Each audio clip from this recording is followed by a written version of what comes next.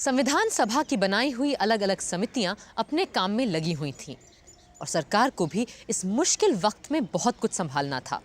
इसलिए एक लंबे अंतराल के बाद संविधान सभा फिर मिली 4 नवंबर 1948 को। पर इस बीच हुई एक घटना ने सबको हिला दिया था, राष्ट्रपिता महात्मा गांधी की हत्या।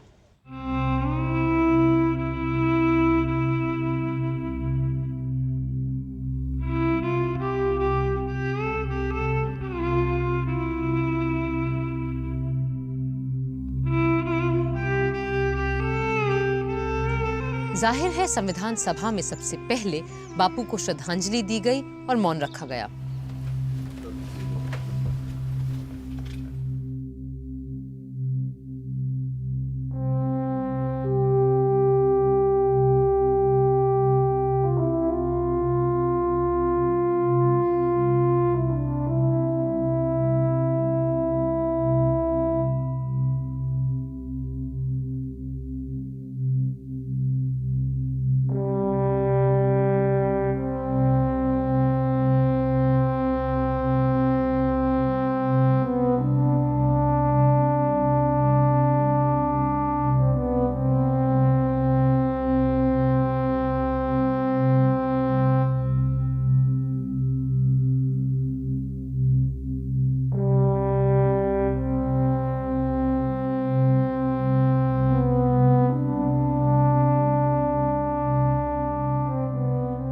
अजीब इत्तेफाक ये था कि इसी बीच कायदे आजम जिन्ना साहब भी नहीं रहे थे।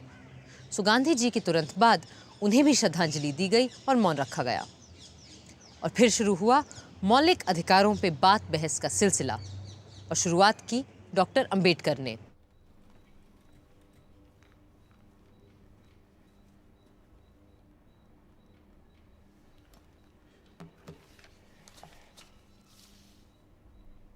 The most criticized part of the draft constitution is that which relates to the fundamental rights. It is being said that the fundamental rights are not fundamental unless they are also absolute rights. In the first place, this criticism seeks to distinguish fundamental rights from non-fundamental rights, which is not sound. The real distinction between the two is that non-fundamental rights are created by agreement between parties, while fundamental rights are a gift of the law. Only because fundamental rights are the gift of the state, it does not follow that the state cannot qualify those laws. पर बहुत से लोगों का मानना था कि नागरिकों को बुनियादी हक देने में बड़ी कंजूसी की गई है। Dr. Ambedkar is a learned professor. And I think the draft constitution is mainly his handicraft. I want to ask him why the fundamental rights, if indeed they are fundamental. Why are they being qualified by putting so many provisos? Either state the fundamental rights clearly, frankly, or omit the whole chapter from the constitution and let the future governments frame the fundamental rights according to the needs of the time.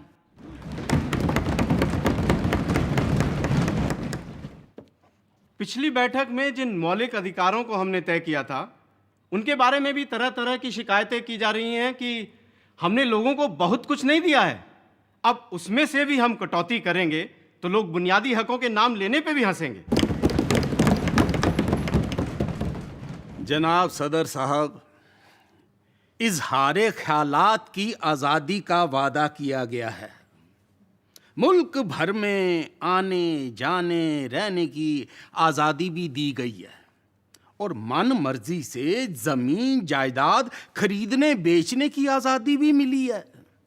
पर हर छूट पे कुछ ना कुछ पख भी लगा दी गई है। कहीं इस बात की रोक है तो कहीं उस बात की टोक। इस सारी रोक टोक की वजह से इस शानदार आइन की शान पे बट्टा लग गया। सदर साहब, पहला हक जो हर बाशिंदे की मांग है वो है उसकी जान की हिफाजत का हक और उसकी आज़ादी का तहफ़्फ़ुज़। इंसान की अगली बुनियादी जरूरत है पढ़ाई लिखाई, जिसका हमारे इस बुनियादी हुकूक में कोई जिक्र ही नहीं है। इसलिए मेरी तजवीज़ है कि बच्चों के पढ़ने पढ़ाने को हम स्टेट की जिम्मेदारी माने और एलिमेंट्री एजुकेशन को हर शहरी के बुनियादी हुकूक में बाकायदा शामिल करें। उस वक्त तो लारी साहब की बात नहीं मानी गई और शिक्षा को मूल अधिकारों की जगह निदेशक तत्वों के तहत रखा गया। पर अब 6 दशकों के बाद शिक्षा हर भारतीय बच्चे का अधिकार है। लारी साहब जहां भी होंगे आज बहुत खुश होंगे। बुनियादी हकों पे बात जारी रखी यूपी के छोटे से कस्बे संडीला से आई बेगम साहिबा एजाज रसूल ने, जो बड़ी सुलझी हुई और ज़हीन औरत थीं। जनाब सदर साहब, ये निहायत ज़रूरी है कि कम से कम कुछ सिविल आज़ादियाँ हर शहरी को ऐसी मिलें जिन्हें छीनना किसी लेजिस्लेटर के लिए भी नामुमकिन हो। इसीलिए हमारे आइन को चाहिए कि वो इन आज़ादियों को हर सूरत महफूज रखे। मेरे तई ये निहायत ज़रूरी है कि कोई ऐसी कमेटी या एजेंसी बनाई जाए जो इस बात पर नज़र रखे कि जो फंडामेंटल राइट्स हमने दिए हैं और जो डायरेक्टिव प्रिंसिपल्स हमने तय किए हैं, उन मंसूबों को सारे सूबों में लागू किया जा रहा है या नहीं। बहुतों ने मूल अधिकारों की तारीफ की तो बहुतों ने उन पर सवाल भी उठाए। शायद यही तो लोकतंत्र का मर्म है।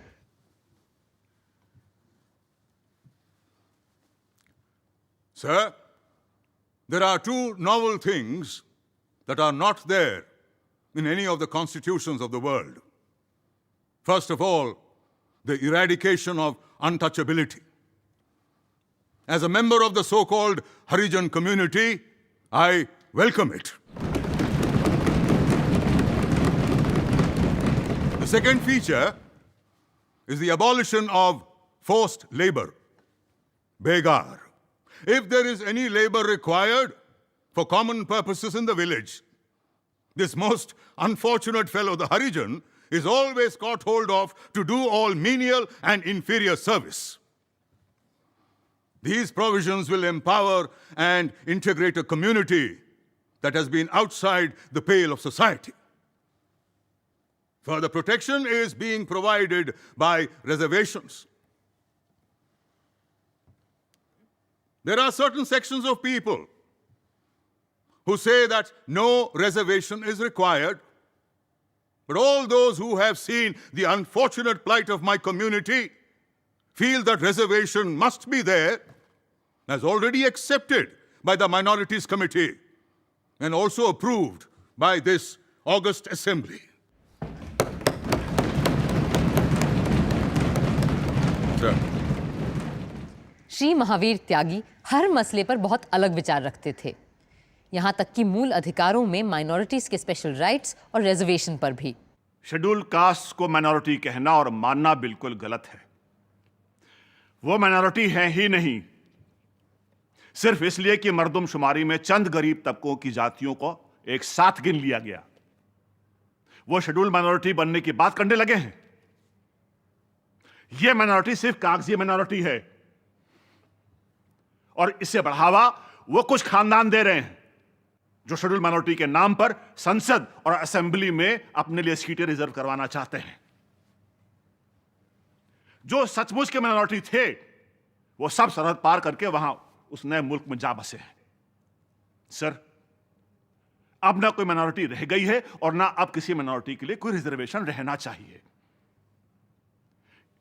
और सर, इसीलिए मैं आज हर शेड्यूल कास्ट वाले से, सिखों से, मुसलमानों से, दूसरी माइनॉरिटी वालों से, यहां तक कि हिंदुओं से यह अपील करना चाहता हूं कि अब वो किसी किस्म का कोई रिजर्वेशन ना मांगे। हम एक सेक्युलर स्टेट हैं और इसलिए हमें किसी मजहबी ग्रुप को या किसी जाति को कोई अलग हक देने का अधिकार नहीं बनता। हम किसी को भी दूसरों से अलग नहीं तोल सकते। हमारे लिए सब बराबर हैं।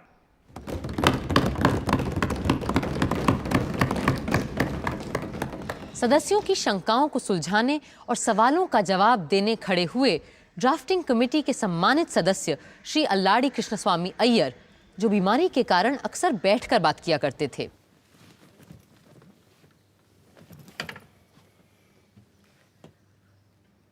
The great problem in providing for and guaranteeing fundamental rights in any constitution is where to draw the line between personal liberty and social control.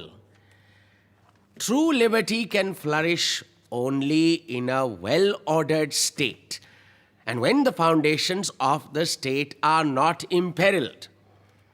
The problem of minorities has been solved by common agreement in a manner satisfactory to the various parties concerned, and the draft constitution merely seeks to give effect to the agreement reached.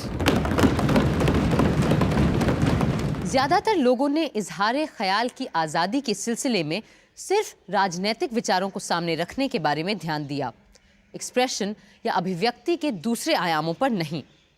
उपाध्यक्ष महोदय, clause 13 को अगर रास्ते पे चलने वाला आदमी भी पढ़े तो समझेगा कि देश के अंदर स्वराज आ गया है और हर इंसान को इसमें फ्रीडम मिल गई है।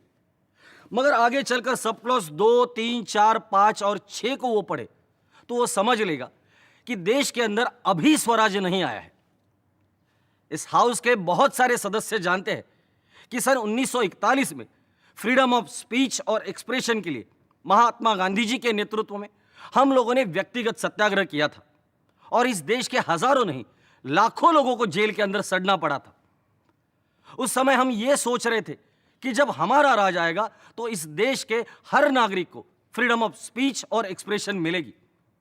मैं आपको बताना चाहता हूं कि प्रांतीय सरकारों ने अभी बहुत से कानून बनाए हैं कि लोग आपस में बातचीत नहीं कर सकते और 5 या 7 आदमी इकट्ठा नहीं हो सकते, और जैसा ये क्लॉज इस समय है उसी तरह से अगर पास हो गया तो सब समाप्त हो जाएगा। वहीं सेठ दामोदर स्वरूप ने प्रेस की आजादी की बात भी उठाई। सर, यह आर्टिकल जिस तरह यहां आया है उसे बड़ी गड़बड़ तरह से लिखा गया है।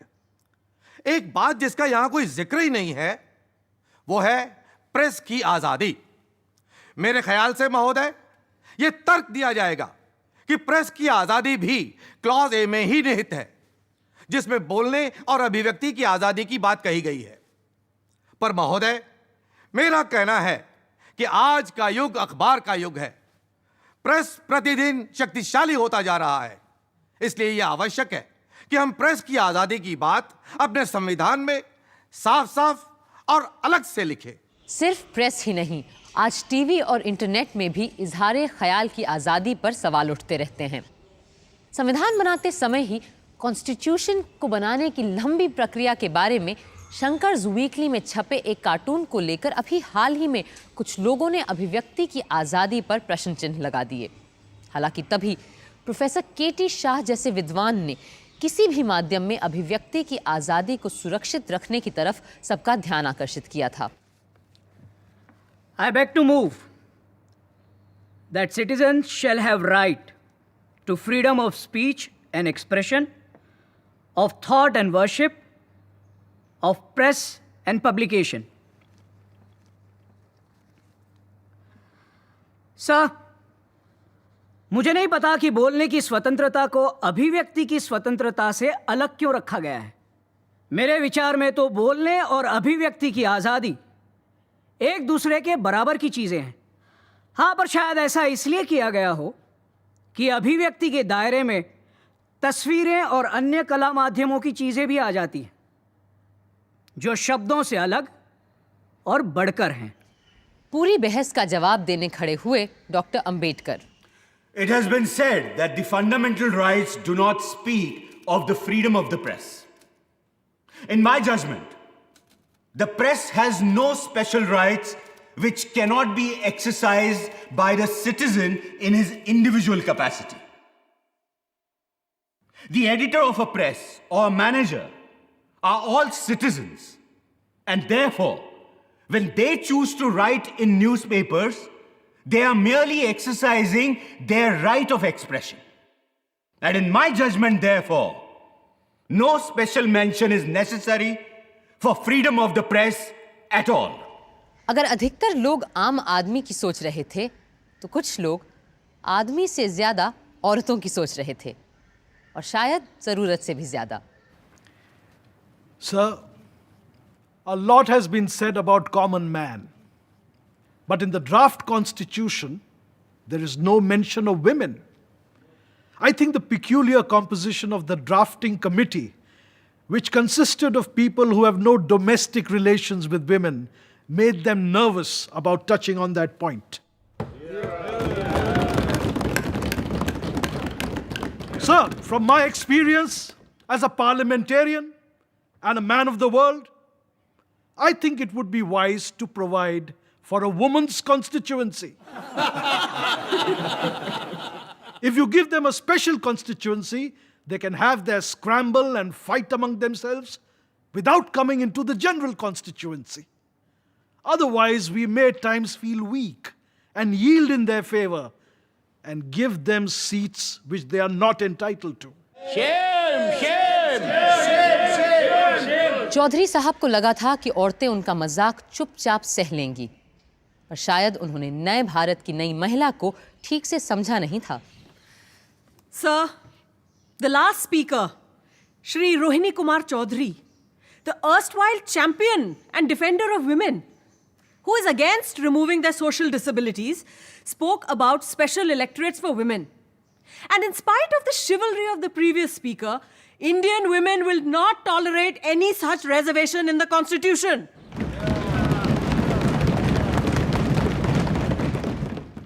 जनाब, एक औरत होने के नाते मुझे सबसे बड़ी मसर्रत ये है कि हमारे आइन में सेक्स की बुनियाद पे मर्द औरत के बीच कोई भेद नहीं किया गया है, और मुझे यकीन है कि आने वाले वक्त में हमारे देश की औरतें नए संविधान से बराबरी के बर्ताव का पूरा भरोसा रख सकती हैं।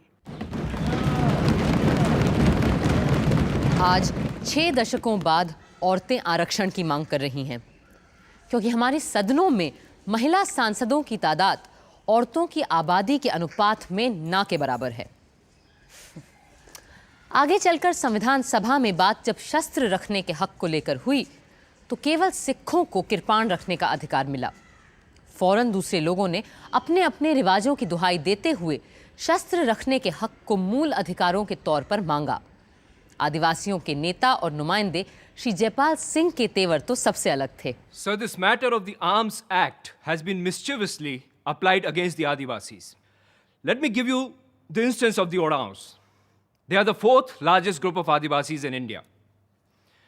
Just about now, there is a festival in which these Oraons get together, walk in a procession, carrying arms and weapons like lathis, bows and arrows, and they go to various akhadas in the villages. Now, this has been going on for centuries. Last year, all of a sudden, we were told that we should not carry any arms and weapons. Now, I don't mind pointing out, there are several members sitting here who are from Bihar. They won't be able to get back to their homes if they're not escorted by these people with arms. Every 7 years, it is the custom in Chota Nagpur, during festivals like Era Sandra and Jani Shikhar, Adivasi women get together, dress as men, and hunt in the jungles. Now, this is the only occasion that allows these women to show their masculine prowess naturally. So they love to dress as their men do. They love to carry arms and weapons like their men do, arms like lathis, bows and arrows, bhalas, and so forth. But according to this particular article in the Constitution, my fear is that upon seeing these women walking into the jungles with arms in their hands, the government might interpret that they were getting together for some kind of dangerous purpose. बहुत से सदस्य जो खुद अंग्रेजों की जेलों में रहे थे, लफ्ज देशद्रोह अर्थात सेडिशन को लेकर चिंतित थे। वो चाहते थे कि इंसान की आज़ादी किसी भी कीमत पर आसानी से नहीं छीनी जानी चाहिए। Sir, when the British were ruling, they often kept people in custody without bringing them to trial. We cried until we were hoarse that this went against a person's fundamental rights. Sir, this is a sacred right and it must be protected. It is said, emergencies may arise, where this right may be denied. Even when emergencies arise, the High Court must have the power to ensure that the man is kept in detention only after proper trial. I would therefore request this assembly to see that provision is made in the fundamental rights that the liberty of every subject is protected.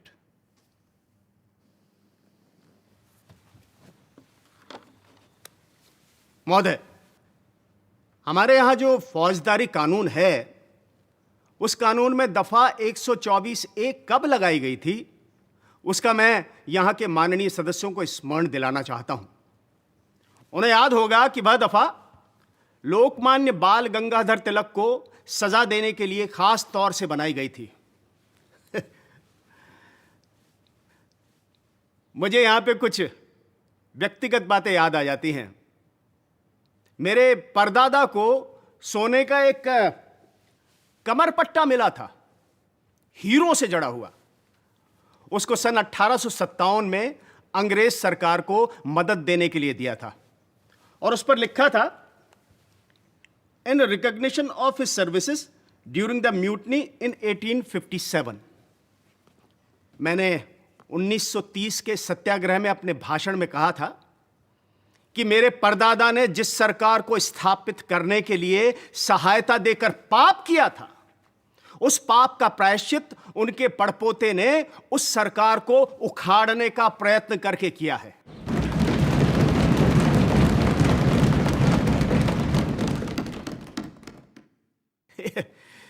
इस पर मेरे ऊपर 124A में मुकदमा चलाया गया और 2 वर्ष के लिए मुझे कड़ी सजा दी गई। कहने का मतलब यह है कि इस सभा के अनेक ऐसे सदस्य हैं जिनको इस 124A धारा के अनुसार सडिशन में न जाने कितनी बड़ी बड़ी सजाएं दी गई थी।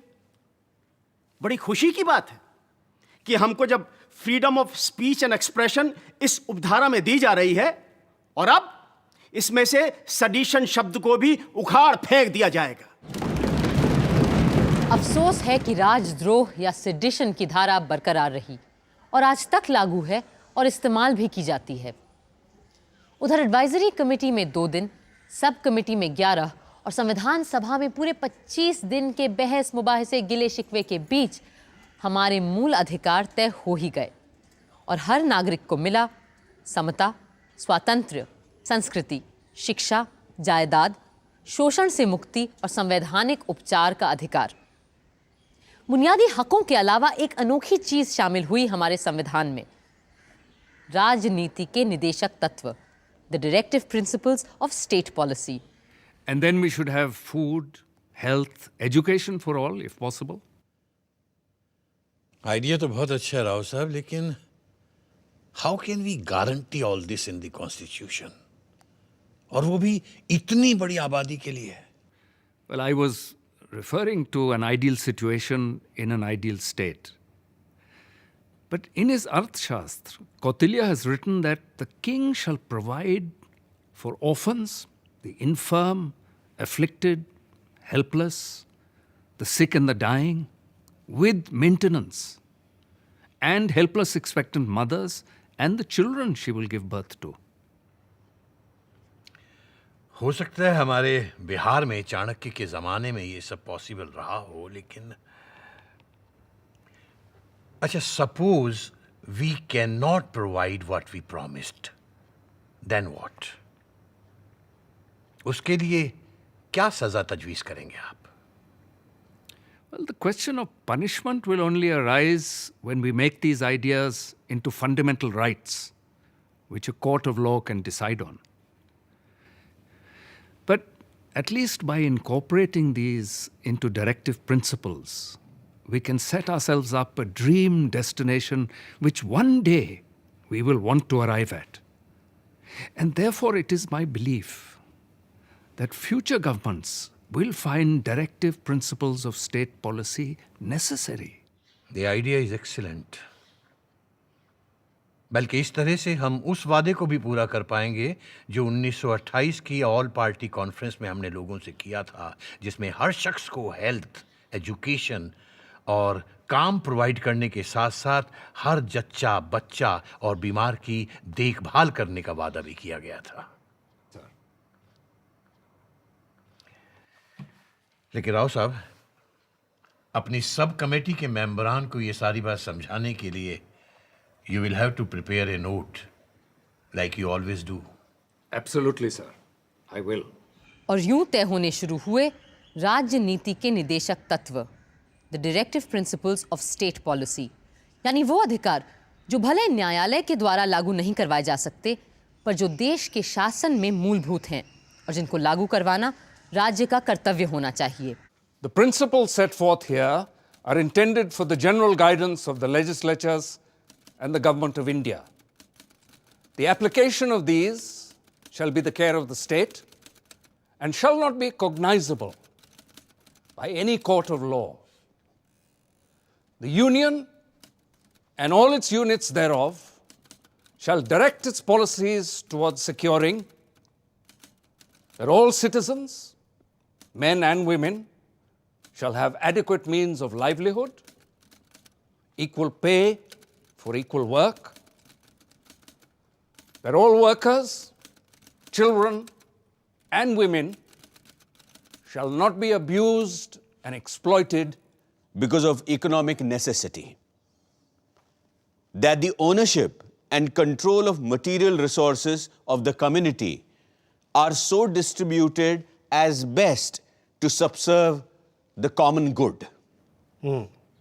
और हर मजदूर को, वो चाहे कारखाने में काम करता हो या खेत खलिहान में, इतना रोजगार तो मिलना ही चाहिए कि वो अपना जीवन यापन कर सके और ढंग की जिंदगी जी सके, जहां उसे समाज और संस्कृति से जुड़ने की फुर्सत भी मिले।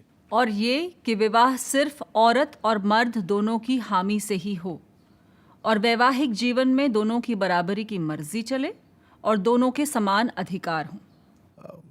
ये शायद संभव न हो पाए क्योंकि हमारा समाज अभी इतना विकसित नहीं है कि the directive principles of state policy एक कुतुबनुमा की तरह हमें बताते रहते हैं कि देश और समाज को आदर्श रूप से किस दिशा में जाना चाहिए। इन दिशा निर्देशों पर भी बहुत सोचा संविधान सभा के सदस्यों ने। The state shall make no discrimination against any citizen on grounds of religion, race, caste, and language. And what about sex? What sex? Gender. I want the word sex also to be included here. असमानता हटाने की बात करते वक्त आप लोग औरत और मर्द के बीच की असमानता हटाने की बात करना क्यों भूल जाते हैं?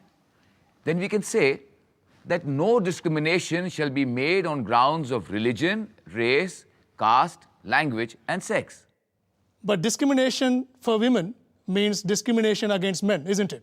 But how? Suppose you have a park solely for women, which is paid for by public funds, then it will be considered illegal if you say no discrimination shall be made on ground of sex. Yes. For example, we cannot make a tank only for Muslims. It will be illegal because it discriminates on grounds of religion. आप ये कहना चाह रहे हैं कि कल से सिर्फ औरतों के लिए पार्क, तालाब, घाट, कुएं सब बंद कर दिए जाएंगे? If we have to provide for women some separate institutions, then the use of the word sex in this clause would make it difficult. तो फिर हटा दीजिए इसे।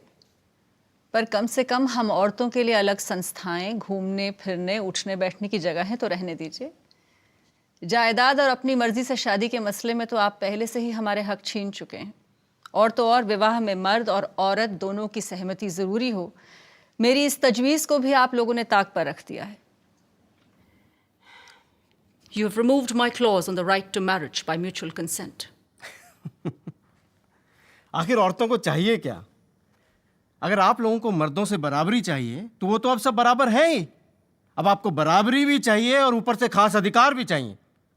मेरी तो समझ में नहीं आता कि आखिर औरतों को चाहिए क्या।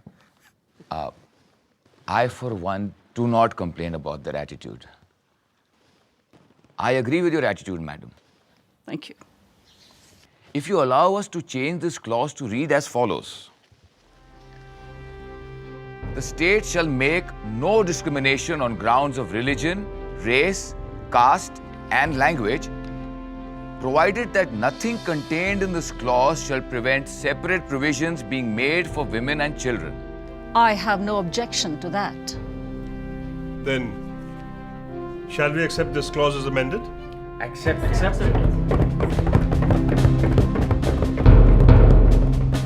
डॉक्टर अंबेडकर ने सभा में संविधान का मसौदा पेश करते हुए राजनीति के निदेशक तत्वों के बारे में लोगों को बताया। In the draft constitution, the fundamental rights are followed by what are called the directive principles. It is a novel feature in a constitution framed for parliamentary democracy. Directive principles are like instruments of instructions.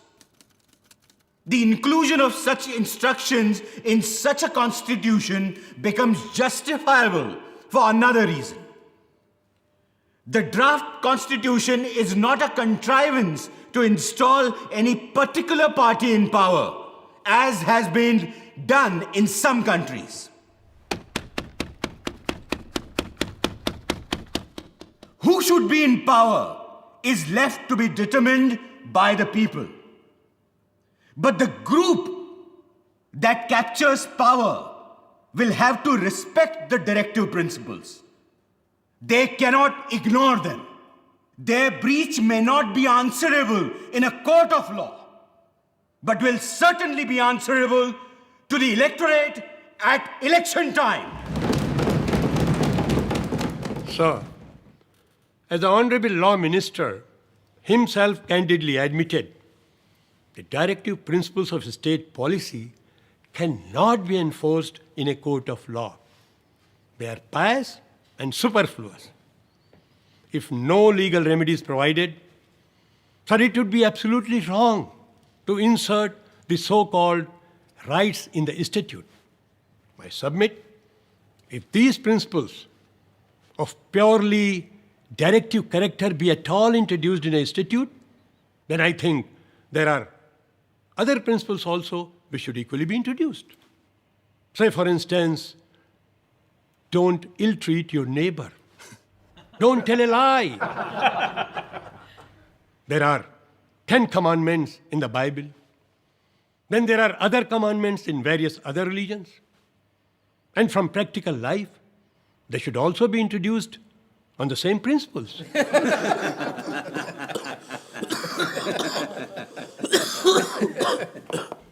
नज़ीरुद्दीन Ahmad साहब जैसे लोग जहां directive principles को पूरी तरह खारिज कर रहे थे, वहीं ऐसे लोग भी थे जो इन्हें बड़ी गंभीरता से ले रहे थे। और जैसे जैसे संविधान अपना स्वरूप लेता गया, डायरेक्टिव प्रिंसिपल्स को लेकर लोगों के ख्यालात बदलते गए, साफ होते गए। सन 48 के अंत में एक बार फिर निदेशक तत्वों को लेकर सभा में बातचीत शुरू हुई। डायरेक्टिव प्रिंसिपल्स की बात बहुत अहम और ज़रूरी है, क्योंकि ये यूनिफॉर्म सिविल कोड से भी ताल्लुक़ रखती है और बुनियादी तौर पर हमारे इकोनॉमिक हालात से भी। डॉक्टर अम्बेडकर ने अपनी किताब में खुद लिखा है कि इन उसूलों को हमारे आइन में बुनियादी हुकूक का दर्जा मिलना चाहिए और इन्हें 10 वर्षों के अंदर अंदर लागू करवाने के लिए मुकम्मल इंतजामात होने चाहिए। इसके लिए यह भी ज़रूरी है कि लफ्ज़ directive principles of state policy को काट कर उसकी जगह पर हमें fundamental principles of state policy का दर्जा दिया जाना चाहिए। Sir, Sardar Patel gave the title to these rights as Fundamental Principles of Governance. I should like to know from Dr. Ambedkar, why have they made a departure and changed the title to Directive Principles of the State Policy? Sir, the word directive is necessary and important because it is to be understood as giving certain direction to the future executive to show in what manner they have to exercise the power which they will have of legislature and executive. Kamat साहब का अनुमोदन तो पास नहीं हुआ, पर श्री अनंत सयनम अयंगार, जो इतना बोलते थे कि लोग उन्हें अनंत वचनम कहते थे, उन्होंने सवालों की झड़ी लगा दी। Mr. Chairman, sir, it is said that the state should, within a period of 10 years, introduce free compulsory education. Let us assume that the state does not do so then. Can any court of law enforce it? Against whom? In case a decree is granted by court of law, who will carry it out? If the government does not carry it out, can the High Court or Supreme Court enforce it? Is it open to the Supreme Court to change such a government? With its authority, can it imprison all the ministers and bring in a new set of ministers? In the nature of thing, these are only directive and cannot be justiciable rights at all. कई सदस्य चाहते थे कि directive principles को हमें अधिक धार देनी चाहिए। सर, इस अनुच्छेद की शुरुआत में ही साफ लिखा है कि इन आदर्शों को लागू करवाने को लेकर आप अदालत के सामने नहीं जा सकते। बिना किसी को ठेस पहुंचाए मैं कहूंगा कि इस तरह की बात से न अदालत को संविधान की फिक्र होगी, न एग्जीक्यूटिव को इसकी चिंता। और जब इन्हें सहूलियत हुई तो वो इन बातों को लागू करेंगे, वरना भूल जाएंगे। It looks to me like a cheque on a bank, payable when able. That is only if the resources at the bank permit.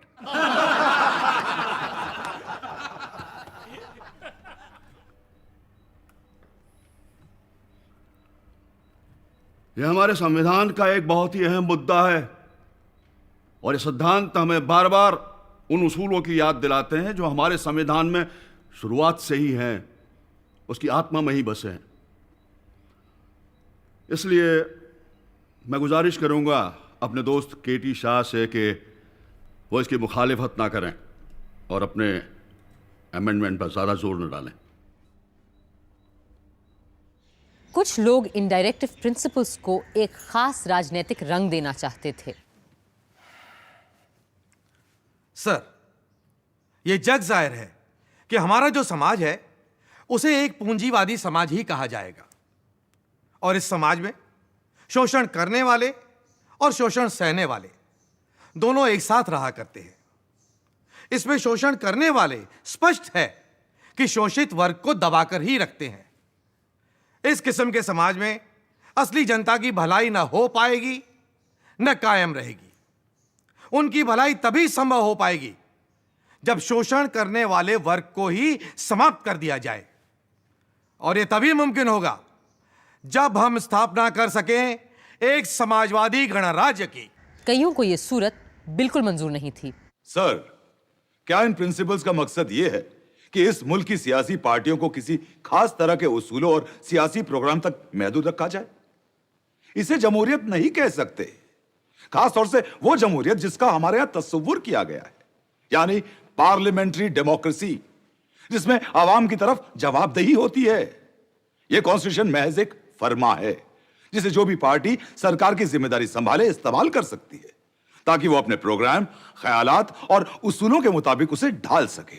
शराब और नशेबंदी को लेकर बड़ी स्पिरिटेड नोकझोंक हुई सदन में, क्योंकि वहां दोनों किस्म के लोग मौजूद थे, पीने वाले और शराब से नफरत करने वाले। ऐसे में लोगों का थोड़ा बहुत बहक जाना तो लाजमी था। मुझे हैरत है कि जिस तरह से हमने अपना आइन लिखा है, इसमें नशाबंदी, दारूबंदी और शराब बेचने बनाने के बारे में कुछ कहा ही नहीं गया है। एक नया आर्टिकल हमें डालना चाहिए जिसमें यह साफ लिखा होना चाहिए कि स्टेट ये देखेगा कि शराब और दूसरी नशे की चीजों को बनाने, बेचने, लाने, ले जाने और पीने पर पूरी तरह से रोक लग सके। जनाब, मुझे उर्दू का एक शेर याद आता है, अगर इजाजत हो तो आप सबके सामने पेश करना चाहूंगा। इरशाद फरमाएं। इलाही हमसे मैखारों को वो दुनिया अता होती जहां हुक्मन पिया करते, ना पीते तो सजा होती। मेरा कहना है कि हमारे संविधान में अगर शराबबंदी नहीं है तो इसमें गांधी जी भी नहीं है, क्योंकि जहां मैं और मदिरा होगी वहां गांधी जी नहीं हो सकते, और जहां गांधी जी होंगे वहां दारू नहीं हो सकती। और मुझे इस अमेंडमेंट से नहीं बल्कि उस जगह से एतराज है जहां संविधान में मेरे काबिल दोस्त इसे लाना चाहते हैं। पहली बार श्री महावीर त्यागी की बात से एक मत हुए doctor Ambedkar. If it is this matter of prohibition, then it has been agreed between myself and Mr. Tyagi that he will move an amendment, and I propose to accept his amendment. So the matter may be postponed until then. I submit that by the back door, there seems to be a collective attempt here to interfere with the religious rights of the most ancient people of this country, the Adivasis. I remember during our discussions in the advisory committee, Maulana Azad was pleased to put a direct question to me. And his question was, "Kya ye mazhabi cheez hai? Is this a religious matter?" Now, sir, as far as the Adivasis are concerned, there's absolutely no religious ceremony, no religious festival that can be performed or celebrated without the use of rice beer. So pardon my saying so, but this amendment seems to be a vicious one.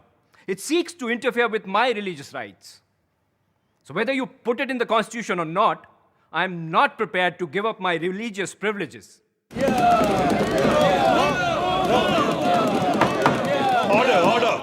पर इन सब बातों के बीच एक बड़ी अजीबोगरीब आवाज उठ खड़ी हुई।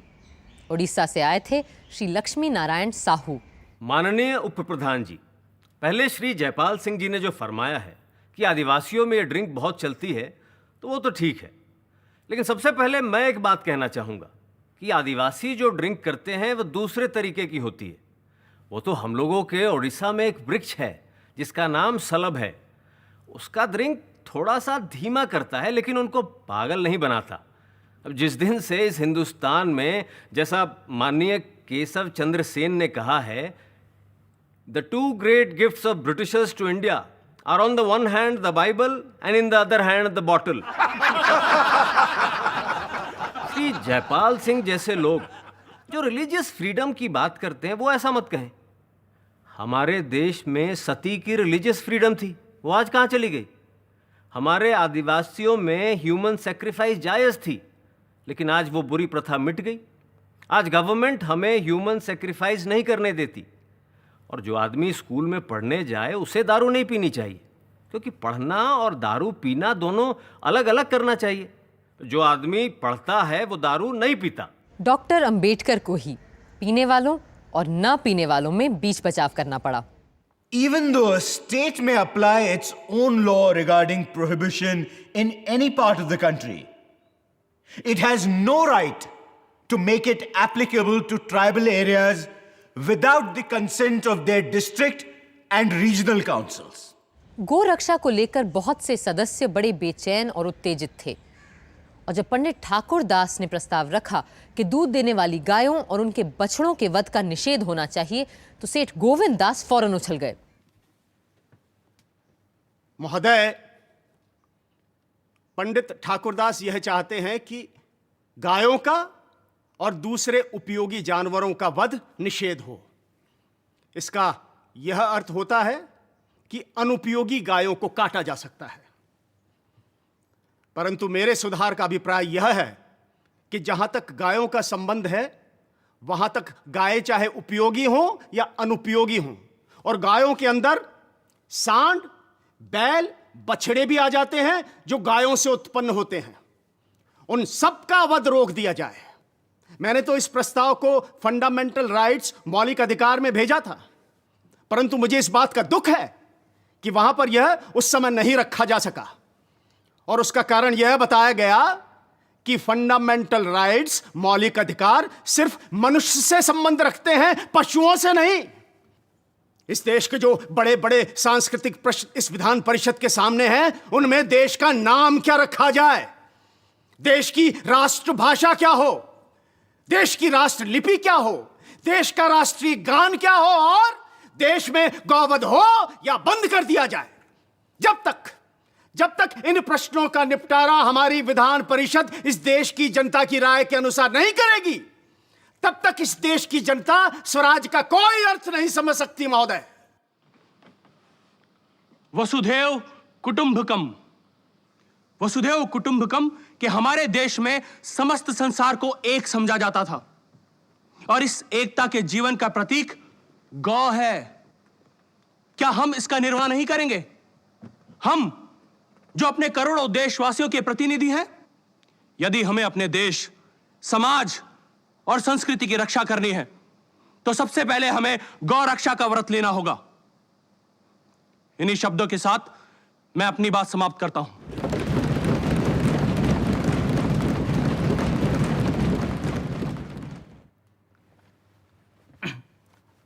महोदय, कुछ लोग मेरे पास आए और बोले आप गायों को बचाना चाहते हैं और चाहते हैं कि गौ रक्षा को संविधान के मौलिक अधिकारों में शामिल किया जाए।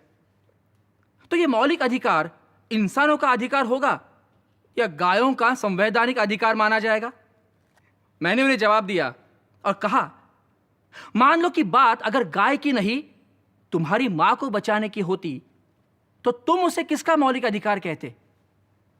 वो तेरी मां का अधिकार होता या तेरा? बोलो।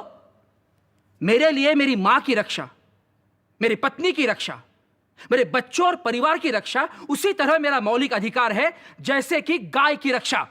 किंतु प्रोफेसर के.टी. शाह जैसे धीर गंभीर लोग किसी एक छोटे से नुक्ते को लेकर नहीं बल्कि देश की बड़ी तस्वीर को लेकर चिंतित थे। सर, इंडिया को एक सोशलिस्ट संघ कहना कतई सही नहीं होगा। मुझे तो लगता है कि हम और चाहे कुछ भी हो, सोशलिस्ट यानी समाजवादी तो है ही नहीं।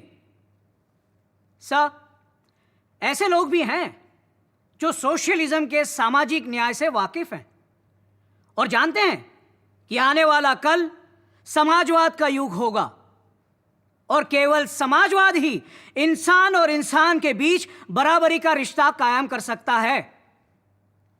सर, केवल समाजवादी एक ऐसी व्यवस्था है जिसमें मनुष्य को उसके नैसर्गिक अधिकार मिलेंगे और हर आदमी दूसरे के बराबर होगा और हमारे जीवन से वो सारी झूठी बाधाएं, रिवाज, रस्में, कानून सब खत्म हो जाएंगे जिनमें चंद लोगों के फायदे के लिए इंसान ने खुद अपने आप को जकड़ रखा है। डॉक्टर अंबेडकर को फिर एक बार ड्राफ्टिंग कमेटी की बात और इरादे सबको समझाने पड़े। Article 31 deals with directive principles of state policy. It says, the state shall in particular direct its policy towards securing, 1, that the citizens, men and women, equally have the right to an adequate means of livelihood. 2, the ownership and control of the material resources of the community are so distributed as best to subserve the common good. 3, the operation of the economic system does not result in the concentration of wealth and the means of production to the common detriment. 4, that there is equal pay for equal work for both men and women. There are some other items more or less in the same strain. What I would like to ask is this. If these directive principles to which I have drawn attention are not socialistic in their direction and content, I fail to understand, can socialism be any more than this? अधिकतर संशोधन खारिज कर दिए गए और doctor Ambedkar का रखा प्रस्ताव पास हो गया, पर सारे मूल अधिकारों और दिशा निर्देशों के अलावा हर नागरिक अपने कर्तव्य को भी तो जाने और पहचाने, इस मुद्दे को उठाया प्रोफेसर के.टी. शाह ने। साहब, एक चीज ऐसी है जिसे इस वक्त भी संविधान लगभग बन चुकने के इस मोड़ पर भी मैं सभा के सामने लाना चाहता हूं। हमने संविधान में बार बार अपने हकों की बात की है, केवल अधिकारों की, जबकि अपने कर्तव्यों के बारे में हमने पूरे संविधान में एक शब्द भी नहीं कहा है। मैं इस सभा के सामने साफ कहना चाहूंगा कि एक विचारशील व्यक्ति, समाज, सदन के नाते अपने केवल अधिकारों की बात करते रहना और एक नागरिक के नाते समाज, संघ और देश के नाते अपने कर्तव्यों को भूल जाना सही नहीं है। मैं तो कम से कम यही कहूंगा कि एक नागरिक के प्रति राज्य के कर्तव्य जितने जरूरी हैं उससे कम जरूरी नहीं है राज्य के प्रति नागरिक के कर्तव्य। हमें उनको भी अपने संविधान में फौरन शामिल करना चाहिए। पर नागरिक के कर्तव्यों को हमारे संविधान का हिस्सा बनने में थोड़ा वक्त लगा और संविधान बनने के पूरे 25 साल बाद जब श्रीमती इंदिरा गांधी ने संविधान में बहुत से बदलाव किए, उसी वक्त हमारे मूल कर्तव्यों को भी संविधान में शामिल कर लिया गया। क्या आप जानते हैं हमारे मूल कर्तव्य क्या क्या हैं? चलिए मैं आपको उनका सार बताती हूं। 1. संविधान का पालन, उसके आदर्शों और चिन्हों का आदर। 2. राष्ट्रीय आंदोलन के आदर्शों का पालन। 3. राष्ट्र की प्रभुता, अखंडता, एकता की रक्षा। 4. देश की रक्षा और सेवा। 5. धर्म, भाषा, प्रदेश, वर्ग से परे सभी की समरसता और समानता की भावना का निर्माण। 6. हमारी गौरवशाली संस्कृति का सम्मान और रक्षण। 7. प्रकृति पर्यावरण का रक्षण और संवर्धन। 8. वैज्ञानिक दृष्टिकोण और मानववाद का विकास। 9. हिंसा का त्याग और सार्वजनिक संपत्ति की सुरक्षा। 10. व्यक्तिगत और सामूहिक रूप से उत्कर्ष की ओर गमन। 11. माता पिता संरक्षक के रूप में बच्चों के लिए शिक्षा विकास की जिम्मेदारी। गाड़ी चाहे कितनी भी उम्दा क्यों ना हो, उसे चलाने वाला ड्राइवर ही सफर को अच्छा, बुरा, महफूज या खतरनाक बना देता है। इसी तरह कोई भी संविधान उतना ही अच्छा या बुरा हो सकता है जितना उसको पालन करने वाले बनाएं। अब हमें अपने संविधान को कैसे बरतना है, इसका फैसला भी आपको और हमको ही करना होगा।